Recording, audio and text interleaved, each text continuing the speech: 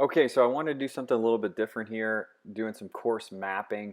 So if you haven't done this before, it's pretty simple. I'm just on Google Maps, and then in the bottom left there, you see that satellite button. So I click on uh, satellite to start this off, and then that will give me a view of what the course looks like.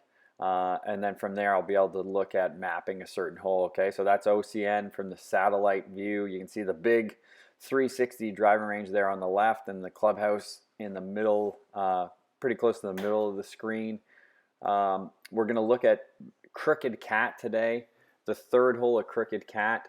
I picked that one just because it's a bit of a risk reward type of a hole, and I think it's a fun way to look at mapping a course and figuring out if your strategy is the right strategy, and trying to put a little bit of reason behind it. If you're playing the same course over and over, you end up getting a pretty good sense of what the right strategy is for the hole. So you see this hole, I'm playing the black tees, it's 400 yards, third hole of Crooked Hat. So we got wind is down and off the left. To get this set up, I just right click, and then that will give me a way to measure. So it's going to measure in feet. This is option one we're looking at. So in option one, it is 900, it will zoom in here, 955 feet to get to that opening in the fairway right there. It's 318 yards off the tee. It is slightly downwind, so it's making this option one more tempting on a day like today. If we're looking across the fairway, for that option, we're around 173 feet of space, about 57 yards across. So if you know your dispersion pattern, you can start to put a pretty good idea if that is a good option or not for you. I felt like it had potential to be a good option for me because it's downwind. This is option number two now. You can see it's more to the narrow part of the fairway, that where the tree cuts into the fairway. I put this one up, intuitively on the tee, you don't really ever want to hit it to this spot. That's 295 yards. You can see the fairway is very narrow there. When I stretch it out, you do have a bit of room, but then you're more into the right rough, and a couple more factors there. You got about 105 left into the pin from that distance. Across the fairway on option two, you got 49 yards across, so a fair amount narrower than option number one. Looking now at the third option, say the very, very smart play on this hole, we're looking at option three. So option three, if it's a tournament and you're trying to make the best decision to take a bogey, say, out of play, you might be looking more at option three. So option three off the tee is 268 yards. Again, depending on what tee you're playing, that could be a little bit shorter. For me, it's 268 yards. Across the fairway there, you'd have about 130 yards left on the approach with that option.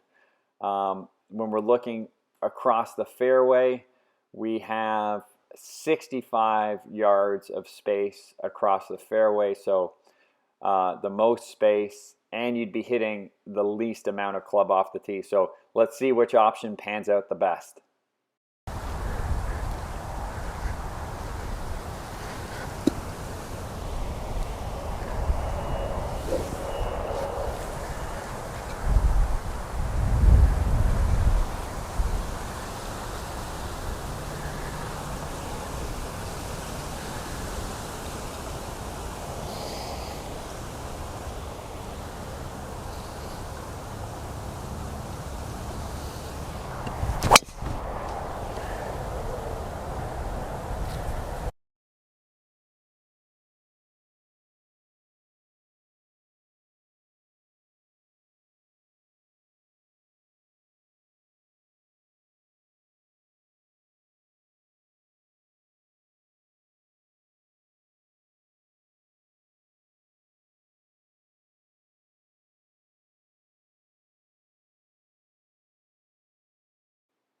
I decided not to play option number two. I just didn't think it made sense because it was the narrowest part of the fairway.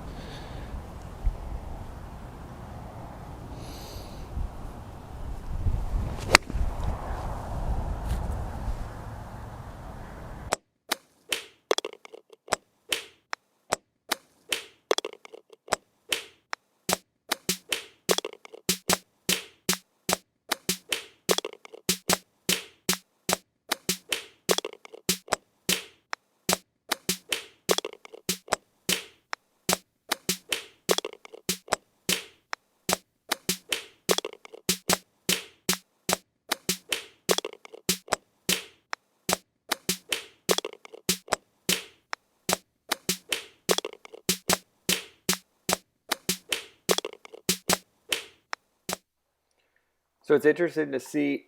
So the first one with the 3-iron left me a little longer shot in, so I had a little longer putt left. Was able to 2-putt it and make a par. The more aggressive play off the tee with the driver left me this 10-footer for birdie. It was a little bit risky just because it caught the tree off the tee, but I had a good chance to make it and was able to convert and make the birdie. So ended up being option number one. Taking on the hole a little bit more aggressive led to me making birdie there.